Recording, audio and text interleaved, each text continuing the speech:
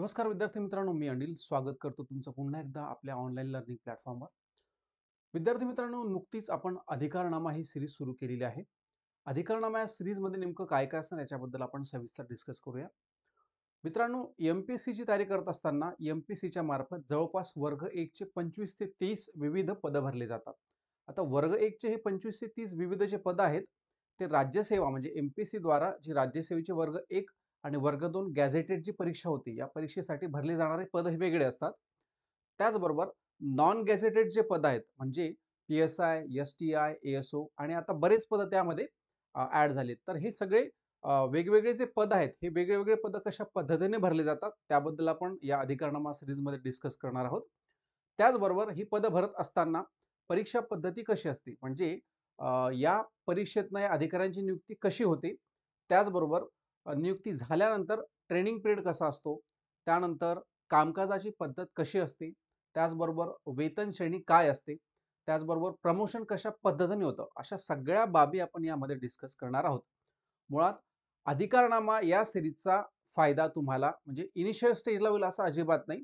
तर प्रशासनात गेल्यावरती, प्रशासनात जाण्याच्या आधी ज्यावेळेस तुम्ही एक्झाम वगैरे पास होणार आणि एक्झाम पास झाल्यानंतर इंटरव्ह्यूला तुम्ही ज्यावेळेस फेस करतात, त्यावेळेस तुम्ही ज्या पदांचा रेफरन्स दिलेला असतो, त्या रेफरन्स दिलेल्या पदांबद्दल तुम्हाला डिटेलमध्ये थोडीशी इन्फॉर्मेशन असणं आवश्यक असतं. तर त्या अनुषंगाने देखील या ठिकाणी ही बाब आवश्यक आहे. त्याचबरोबर जे विद्यार्थी मित्र नुकतेच स्पर्धा परीक्षेच्या तयारीला लागले आहेत आणि त्यांना उपजिल्हाधिकारी असेल, डी-वाय-एस-पी असेल, तहसीलदार असेल, अशा विविध जवळपास 25 ते 30 डिपार्टमेंटचे पद आहेत. या पदांबद्दलची माहिती नसते, क्युरिओसिटी असते आणि फक्त आपल्याला तयारी करायची आहे. परंतु ती तयारी कशा पद्धतीनं करायची, ते पद नेमकं कशा पद्धतीचं आहे, त्याच्या ते पद मिळवण्यासाठी नियुक्ती कशा पद्धतीने होते, या सगळ्या बाबी आपल्याला माहिती असणं या ठिकाणी आवश्यक आहे. त्या अनुषंगानेच विचार करून आपण अधिकारनामा ही सीरीज सुरू केलेली आहे, जेणेकरून तुम्हाला या विविध पदांबद्दल संपूर्ण डिटेलमध्ये माहिती मिळणार. आजच्या या पहिल्या अधिकारनामाच्या सीरीजमध्ये आपण एमपीएससीतनं सर्वोच्च जे पद आहे म्हणजे उपजिल्हाधिकारी पद, या पदाबद्दल डिस्कस करणार आहोत. मुळात एक नंबर प्रथम श्रेणीमध्ये पद येतं. उपजिल्हाधिकारी पदानंतर डी-वाय-एस-पी असेल, एस-सी-एस-टी असेल, त्याच्यानंतर तहसीलदार, असे विविध पद जे आहेत ते भरले जात असतात. मी मगाशीच बोललो की हे 25 ते 30 विविध पदं असतात. ही पदं राज्यसेवेच्या एक्झाममधून भरली जात असतात. वर्ग 1 आणि वर्ग 2 गॅझेटेड ऑफिसरची जे पदं असतात ते एमपीएससी राज्यसेवा या परीक्षेतनं घेतली जातात.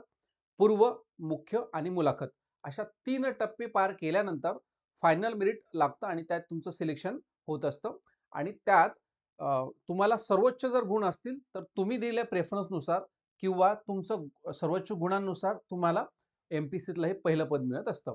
तर सुरुवात करूया आजच्या सेशनला नेमकं उपजिल्हाधिकारी हे पद कशा पद्धतीचं आहे किंवा नियुक्ती कशी होते.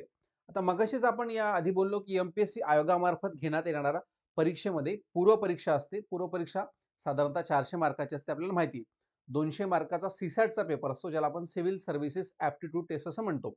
तो पेपर 200 मार्काचा आता फक्त क्वालिफाईंग आहे, म्हणजे त्याच्यात 66 गुण तुम्हाला मिळवणं आवश्यक असतं. त्यानंतर मुख्य परीक्षेचा टप्पा येतो. मुख्य परीक्षेच्या टप्प्यामध्ये साधारणतः हे 4 पेपर असतात. या 4 पेपर नंतर 2 पेपर लँग्वेजचे देखील असतात. याच्याबद्दल आपण सविस्तर डिटेलमध्ये चर्चा करणार आहोत आणि तिसरा जो टप्पा असतो तो म्हणजे मुलाखतीचा. अशा 3 टप्प्यांमध्ये ही परीक्षा तुमची होत असते. आता 3 टप्प्यांमध्ये परीक्षा झाल्यानंतर सर्वोच्च गुण असणाऱ्या उमेदवाराची नियुक्ती या ठिकाणी जिल्हाधिकारी म्हणून होते. आपण मगाशी चर्चा केली. त्याच्यानंतर सिलेक्शन झाल्यावरती ट्रेनिंग कुठे असते आणि ट्रेनिंग बद्दल आपण थोडी चर्चा करू. त्याच्यानंतर ट्रेनिंग पिरियड आणि प्रोबेशन पिरियड या दोघांच्या कॉम्बिनेशन मधून साधारणतः 1.5-2 वर्षाच्या कालावधीनंतर तावून सलाखून निघाल्यानंतर उपजिल्हाधिकारी खऱ्या अर्थानं त्याला त्याच्यावरती जबाबदारी या पदाची त्या व्यक्तीवरती दिली जात असते. तर सुरुवात करूया नेमकं ट्रेनिंग पिरियड कुठे असतो. तर ट्रेनिंग पिरियड जो आहे तो सुरुवातीला जी इनिशियल ट्रेनिंग असते ती यशदाला असते. यशदा पुणे या संस्थेमार्फत ही ट्रेनिंग घेतली जाते. आता या ट्रेनिंगमध्ये प्रोबेशनचा कालावधी, ट्रेनिंग प्लस प्रोबेशनचा कालावधी साधारणतः 2 वर्षाचा असतो. आता या 2 वर्षाच्या कालावधीचं नेमकं डिव्हायडेशन कसं असेल ते आपण बघूया. आता सुरुवातीचे जे 6 महिने आहे, हे 6 महिने बेसिक ट्रेनिंग संपल्यानंतर हे 6 महिने विविध विभागांमध्ये अटॅचमेंट दिली जाते. म्हणजे वेगवेगळ्या ठिकाणी तुम्हाला 6 महिने कामकाज पाहावं लागतं. म्हणजे कुठल्या डिपार्टमेंटमध्ये तुम्हाला 6 महिने जावं लागणार आणि त्या डिपार्टमेंटमध्ये कशा पद्धतीनं कामकाज चालतं. खरं तर हा ट्रेनिंग पिरियडच आहे हा प्रोबेशन पिरियड असतो. तर मग याच्यामध्ये उपजिल्हाधिकारी म्हणून निवड झाल्यानंतर डायरेक्टली तुम्हाला या पदाची जबाबदारी दिली जात नाही. तर 2 वर्षामध्ये तुम्हाला या पदासंदर्भात तुम्हाला तर संपूर्ण माहिती असतेच, परंतु या पदावरती तुम्हाला बसण्यासाठी 2 वर्ष विविध डिपार्टमेंटमध्ये कामं हे करावे लागत असतात. कामकाज करावं लागतं किंवा त्याची पाहणी करावी लागते. तुम्हाला त्या ठिकाणी शिकावं लागतं. मग 6 महिने बेसिक ट्रेनिंग संपल्यानंतर विविध विभागांमध्ये अटॅचमेंट असते आणि 6 महिन्यानंतर पुढचे जे 6 महिने आहे, त्या 6 महिन्यामध्ये तहसीलदार म्हणून कामकाज पाहावं लागतं. तहसीलदार म्हणजे काय? तर लोअर तहसीलदार म्हणजे डायरेक्टली तुम्हाला त्या ठिकाणी तहसीलदार म्हणून कामकाज लगेच बघता येत नाही. तर लोअर तहसीलदार म्हणून त्या ठिकाणी कामकाज बघावं लागतं. असा 1 वर्षाचा कालावधी होतो. मग या 1 वर्षाच्या कालावधीनंतर पुढील 1 वर्ष जे आहे, ते पुढील 1 वर्षामध्ये तालुक्यासाठी म्हणजे आपण काय म्हणूया आपण प्रांताधिकारी म्हणतो ना, तर त्याच्यात 2 पार्ट पडतात. आता याच्यामध्ये काय आहे, एका तालुक्यासाठी प्रांत किंवा उपविभागीय अधिकारी म्हणून कामकाज पाहावे लागते. म्हणजे प्रोबेशनर म्हणून. म्हणजे सुरुवातीला डायरेक्टली फुल फ्लेजमध्ये त्या तालुक्याचं काम पाहावं लागतं असं अजिबात नाही. तर प्रोबेशनर म्हणून त्या ठिकाणी कामकाज पाहावं लागत असतं. अशा पद्धतीनं पुढचे म्हणजे इथे डिव्हायडेशन आहे. 6 महिने, 6 महिने आणि नंतरचं 1 वर्ष. असे 2 वर्ष झाल्यानंतर मग कुठेतरी खऱ्या अर्थानं उपजिल्हाधिकारी म्हणून नियुक्ती होत असते. पण उपजिल्हाधिकारी म्हणून नियुक्ती होते म्हणजे असं नाही, की जिल्हाधिकाऱ्यानंतर लगेच ते पद आहे आणि जिल्ह्याचा दुसरा 2 नंबरचं पद म्हणजे उपजिल्हाधिकारी असतं. म्हणजे त्यांची प्रत्येक व्यक्तीची उपजिल्हाधिकारी म्हणून नियुक्ती होत नाही. तर जिल्हाधिकारी कार्यालयामध्ये जवळपास 10 ते 12 वेगवेगळे विभाग असतात, वेगवेगळे डिपार्टमेंट असतात. या डिपार्टमेंटमध्ये जिल्हाधिकारी अ, उपजिल्हाधिकारी झालेल्या व्यक्तीची नियुक्ती होत असते. येतंय लक्षात? म्हणजे जिल्हाधिकारीनंतर जे 2 नंबरचं पद आहे उपजिल्हाधिकारी, ते अप्पर जिल्हाधिकारी म्हणून तुम्हाला मिळत असतं. परंतु उपजिल्हाधिकारी झाल्यावरती 18 ते 20 वर्षानंतर प्रमोशन होऊन खूप डिपार्टमेंटचा अनुभव घेतल्यानंतर 18 ते 20 वर्षानंतर जिल्हाधिकाऱ्यानंतर उपजिल्हाधिकारी, अप्पर उपजिल्हाधिकारी म्हणून त्याला आपण म्हणतो. तर ते पद असतं. त्या व्यतिरिक्त आपण हे 15 ते 18 वर्ष जे आहेत ते उपजिल्हाधिकारी म्हणूनच असतो. परंतु विविध खात्यांमध्ये आपण ते कामकाज बघत असतो. मग विविध खाते म्हणजे नेमकं काय? तर ते देखील आपण यामध्ये समजून घेऊ. आता यामध्ये 2 किंवा 3 तालुके मिळून उपविभागीय अधिकारी किंवा जिल्हाधिकारी कार्यालयात नियुक्ती होते. बघा, जिल्हाधिकारी कार्यालयात मी मगाशी बोललो, जिल्हाधिकारी कार्यालयात 12 ते 15 वेगवेगळे विभाग असतात.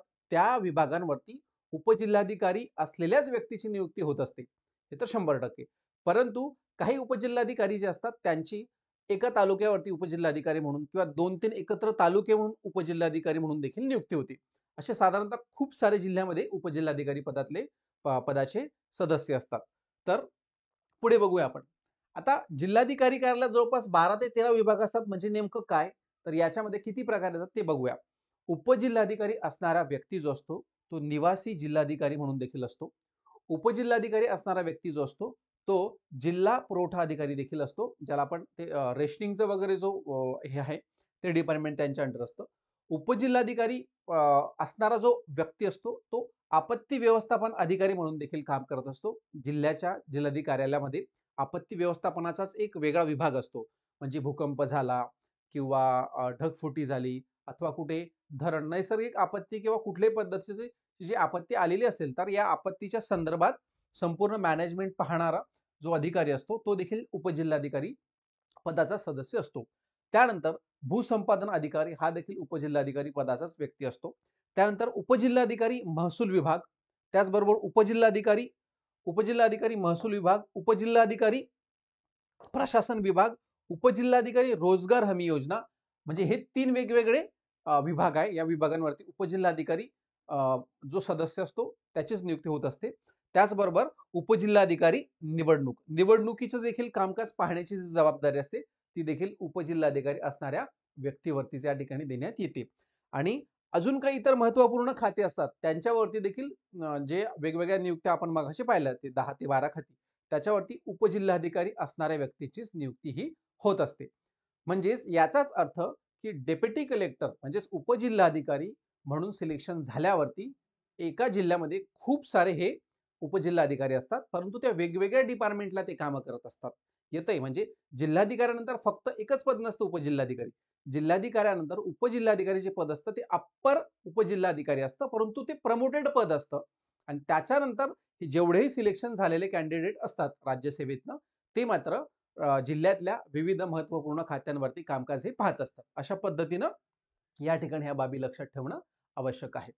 त्यानंतर उपजिल्हाधिकारी म्हणून कामकाज पाहत असताना त्यालाच आपण सब डिव्हिजनल ऑफिसर किंवा मॅजिस्ट्रेट या पदाचा जर आपण विचार केला, म्हणजे त्याला सब डिव्हिजनल ऑफिसर म्हणून देखील आपण ओळखतो किंवा तो मॅजिस्ट्रेट देखील असतो, म्हणजे दंडाधिकारी देखील असतो.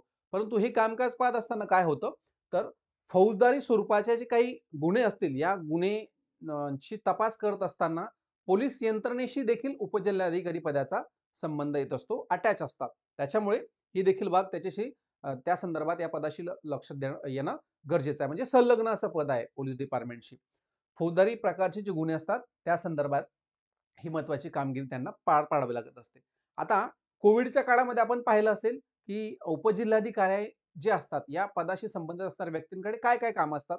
तर त्यातलं महत्वाचं काम काय, तर कलम 110 अंतर्गत शांतता व सुव्यवस्था पाळणं गरजेचं असतं. मग शांतता व सुव्यवस्था ज्या ठिकाणी नसेल, म्हणजे जातीविषयक वक्तव्य कुठे केलं असेल किंवा काही दंगली सदृश परिस्थिती निर्माण झाली असेल किंवा ज्या ठिकाणी दोन गटांमध्ये हाणामाऱ्या होऊ शकतात, प्रॉब्लेम क्रिएट होऊ शकतात, भांडणं होऊ शकतात, अशा वेळेस प्रिकॉशनरी मेजर्स म्हणून देखील कामकाज उपजिल्हाधिकारी या ठिकाणी बघत असतो. म्हणजे या ठिकाणी फक्त हे वरचे जे आपण याच्या आधीचे कामकाज पाहिले, हे कामकाज नव्हे, तर त्याचबरोबर फौजदारी स्वरूपाचे गुन्हे ज्या ठिकाणी घडू शकतात किंवा ज्या ठिकाणी जातीविषयक दंगली, वाद किंवा जमाव एकत्र येत असेल, शांतता व सुव्यवस्थेचा प्रश्न निर्माण झाला असेल, त्यावेळेस देखील उपजिल्हाधिकारी पदाचा व्यक्ती या ठिकाणी कामकाज पाहत असतो. ही रिस्पॉन्सिबिलिटी त्या व्यक्तीवरती असते.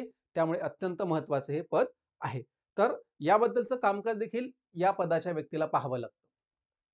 त्यानंतर दंडात्मक कारवाई म्हणून काय करू शकतो उपजिल्हाधिकारी? तर मी मगाशीच बोललो, की उपजिल्हाधिकारी हे पद महसूलशी संबंधित जरी असलं, तरी वेगवेगळे जे डिपार्टमेंट आहे, या डिपार्टमेंट सोबत अटॅचमेंट असते आणि सगळ्यात महत्त्वाचं म्हणजे पोलीस खात्याशी संबंधित ह्या पदाचा देखील संबंध येतो. मग हद्दपारीचे काही गुन्हे असतील, त्याचबरोबर तडीपार असेल, हद्दपार असेल किंवा आकस्मिक मृत्यूचा अहवाल वगैरे असेल किंवा कायदा व सुव्यवस्थेचा प्रश्न, या ठिकाणी शुभेच्छा झालं. कायदा व सुव्यवस्थेचा प्रश्न जर निर्माण झाला असेल, ज्यावेळेस कायदा व सुव्यवस्थेचा प्रश्न निर्माण होतो, त्यावेळेस देखील उपजिल्हाधिकारी पदाचा जो सदस्य असतो किंवा उपजिल्हाधिकारी पदी असणारा जो व्यक्ती असतो, तो या ठिकाणी डिसिजन्स जे आहे ते घेऊ शकतो. म्हणजे डिसिजन मेकिंग पॉवर जी आहे ती उपजिल्हाधिकारी पदासाठी खऱ्या अर्थानं जी आहे ती खूप मोठ्या प्रमाणात दिलेली या ठिकाणी दिसून येते. त्यानंतर या संदर्भात सर्व कामकाज या पदाच्या व्यक्तीला पाहावे लागतात. येतंय लक्षात? त्यानंतर पुढे पाहूया. पुढचं हाताखाली, आता त्याच्या हाताखाली काय आहे, तर एक्झिक्युटिव्ह मॅजिस्ट्रेट म्हणजेच तहसीलदार अथवा नायब तहसीलदार हे देखील उपजिल्हाधिकाऱ्याच्या हाताखाली कामकाज बघत असतात. आता बघा, एमपीसी राज्य सेवेतनं गॅझेटेड क्लास 2 ऑफिसर म्हणून नायब तहसीलदार पदी नियुक्ती होती आणि जर चांगले गुण असतील तर नायब तहसीलदारच्या ऐवजी तहसीलदार म्हणून नियुक्ती होती आणि तहसीलदार जो व्यक्ती आहे तो काही वर्षांतर त्याचा प्रमोशन होऊन तो उपजिल्हाधिकारी होतो. परंतु डायरेक्टली जर तुमचे उपजिल्हाधिकारी म्हणून नियुक्ती झालेली असेल, तर तुमच्या अंडर दोन पदे कामकाज पाहत असतात. एक म्हणजे नायब तहसीलदार आणि दुसरे म्हणजे तहसीलदार. म्हणजे यांना रिपोर्टिंग कोणाला करावं लागतं? उपजिल्हाधिकारी पदाला करावं लागतं. जर समजा तुम्हाला 442 मार्क्स मिळाले आणि तुमची उपजिल्हाधिकारी पदी नियुक्ती झाली आणि तुमच्या जवळच्या मित्राला जर 441 मार्क्स मिळाले, तर त्याची तहसीलदार पदी नियुक्ती होऊ शकते आणि त्याला 10 वर्ष उपजिल्हाधिकारी पदाच्या प्रमोशनसाठी थांबावं लागतं. म्हणून हा बेसिक डिफरन्स जो आहे 1 मार्काचा, तो खूप मोठा आहे. या 1 मार्कामुळे आपण 10 वर्ष मागे राहू शकतो मित्रांनो. त्यामुळे उपजिल्हाधिकारी आणि तहसीलदार हे पद वर्ग 1 मध्ये जरी असली, तरी त्यांचे राईट जे आहेत त्याच्यामध्ये जर आपण कंपॅरिझन केलं, तर तहसीलदारच्या वरचं उच्च पद जे आहे ते उपजिल्हाधिकारी आहे आणि तहसीलदार जो आहे तोच 10 ते 12 वर्षानंतर त्याचा प्रमोशन होऊन उपजिल्हाधिकारीपदी त्याची नियुक्ती होत असते. म्हणजे इंटरनल प्रमोशन्स असतात.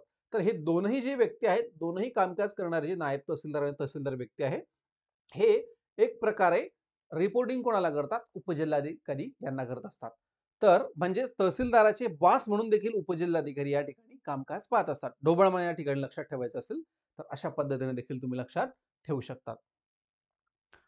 आणि उपजिल्हाधिकारी पदाच्या व्यक्तीचं प्रमोशन जे आहे, ते मी मगाशीच म्हणालो, की उपजिल्हाधिकारी पदाचा जो व्यक्ती असेल, तो जिल्ह्याचा 2 नंबरचा म्हणजे जिल्हाधिकाऱ्यांनंतर जो 2 नंबरचा खऱ्या अर्थाने उपजिल्हाधिकारी असेल त्याला उपजिल्हाधिकारी न म्हणता अप्पर काय म्हणतो आपण अप्पर जिल्हाधिकारी असं त्यांना म्हणतात. मग अप्पर जिल्हाधिकारी केव्हा होणार? ज्यावेळेस 18 ते 20 वर्षाचा अनुभव तुम्हाला डिपार्टमेंटचा येतो, त्यावेळेस अप्पर जिल्हाधिकारी म्हणून तुमची नियुक्ती होत असते आणि अप्पर जिल्हाधिकारी झाल्यानंतर शेवटचं तुमचं जे प्रमोशन असतं ते निश्चितपणे जिल्हाधिकारी हे असतं. म्हणजे उपजिल्हाधिकारी होणारा माणूस रिटायरमेंट पर्यंत निश्चितपणे जिल्हाधिकारी हा होतोच. ठीक आहे. तर अशा पद्धतीने या सगळ्या बाबी ज्या आहेत तुम्हाला या ठिकाणी लक्षात ठेवणं आवश्यक आहे. वेतन श्रेणीचा जर विचार केला तर साधारणतः बेसिक पेमेंट 56,000 ते 1,77,000 पर्यंत म्हणजे 2022च्या आकडेवारीनुसार आहे. परंतु हा अप्रॉक्सिमेटली आकडा आहे. आता याच्यामध्ये काय आहे, जसं-जसं तुमची सिनियरिटी वाढते किंवा वेगवेगळ्या शहर म्हणजे ग्रामीण भागात अलाउन्सेस वेगळे असतात. त्याच्यानंतर शहरी भागाचे अलाउन्सेस जे आहेत ते थोडेसे वेगळे असतात. त्याचबरोबर प्रमोशननुसार जे इन्क्रिमेंट होतं ते वेगळं असतं. त्याच्यानंतर जसे-जसे तुम्ही सिनियर होतात वर्षानुवर्ष तुम्ही प्रत्येक वर्षाला ते इन्क्रिमेंट होतं, ते वेगळं असतं. त्याचबरोबर 6th पे कमिशन, 7th पे कमिशन परत 8वं जर समजा आयोग लागलं, तर ते अशा आयोगांनुसार देखील किंवा 7th पे, 8th पे कमिशन नुसार देखील ते पगार जे आहे त्याच्यामध्ये वाढ जी होत असते. म्हणजे ऑटोमॅटिक ते इन्क्रीज होतं. असं नाही की तुम्हाला 56,000 बेसिक पेमेंट पासून 1,77,000 पर्यंत पडेल असं अजिबात नाही. त्याच्यापेक्षाही तुमचं पेमेंट जे आहे ते इन्क्रीज होत असतं आणि ते व्यक्तिपरत्वे असू शकतो. म्हणजे आता मी जर समजा डेप्युटी कलेक्टर म्हणून सिलेक्शन माझं झालं असेल, तर ते पेमेंट वेगळं असेल आणि माझा जो सीनियर असेल किंवा ज्या 4-5 वर्ष आधी लागलेला असेल, तर त्याचं वेतन जे असणार ते वेगळ्या पद्धतीने असणार आहे. तर साधारणतः हे ढोबळमानाने या ठिकाणी लक्षात ठेवणं गरजेचं आहे. तर अशा पद्धतीने विद्यार्थी मित्रांनो आज आपण अधिकारनामा या सीरीजमधील पहिलं लेक्चर हे पाहिलेलं आहे. आपण आपल्या या सीरीजमध्ये दररोज वेगवेगळे जे पद आहेत, त्या पदांची नियुक्ती कशा पद्धतीने होते, परीक्षा पद्धती कशी असते, वेतन श्रेणी, त्याचबरोबर प्रमोशन्स, कामकाज कशा स्वरूपाचं असतं, चॅलेंजेस कसे असतात. आता उपजिल्हाधिकारी जर आपण म्हटलं, तरी आपण एक्झाम देऊन या सिलेक्शन प्रोसेसमधनं बाहेर पडलोय, परंतु खरे चॅलेंजेस हे प्रशासनात कामकाज बघत असताना होतात. आता या पदी नियुक्ती होण्यासाठी तुम्हाला आता सध्याचा जो पॅटर्न आहे 2024 पर्यंत हा ऑब्जेक्टिव्ह पॅटर्न आहे आणि ऑब्जेक्टिव्ह पॅटर्न नुसारची शेवटची एक्झाम आहे. परंतु 2025 नुसार जे नव्या दमाचे विद्यार्थी असतील म्हणजे जे नुकतेच ग्रॅज्युएट झाले असतील बी-ए, बी-कॉम, बी-एस-सी, बी-ई म्हणजे तुमचं ग्रॅज्युएशन झाल्यानंतर किंवा ते ग्रॅज्युएशन करत असताना तुम्हाला डिस्क्रिप्टिव्ह पॅटर्नला समोर ठेवून या ठिकाणी अभ्यास करणं आवश्यक असणार आहे. आणि आताची जी परीक्षा पद्धती आहे त्याच्याबद्दल आपण थोडं कमी अर्थानं बोललो या ठिकाणी कारण सिलेबस जो आहे तो बदलत आहे. त्यामुळे याच्या पुढची जी एक्झाम असेल ती तुमचं लिखाण आणि तुमचं वाचन जर चांगलं असेल, तर निश्चितपणे तुम्हाला या पदावरती तुमची नियुक्ती होऊ शकणार आहे आणि 2025च्या अनुषंगानं आपण तो सिलेबस देखील आपल्या या ऑनलाईन प्लॅटफॉर्मवरती लवकरच सुरू करणार आहोत. तर अधिकारनामा ही जी सीरीज असणार आहे विद्यार्थी मित्रांनो, या सीरीजमध्ये दररोज नवनवीन पदांबद्दल म्हणजे वर्ग 1 असेल, वर्ग 2 असेल, अशा सगळ्या पदांसंदर्भात एम-पी-एस-सीतनं जेही पदं असतील, त्या पदांसंदर्भात आपण दररोज एक लेक्चर किंवा एक या सीरीजमधला आपण एक भाग जो आहे तो घेणार आहोत. तर विद्यार्थी मित्रांनो, पुन्हा भेटूया अशाच एका न्यू सेशनमध्ये. तोपर्यंत नमस्कार.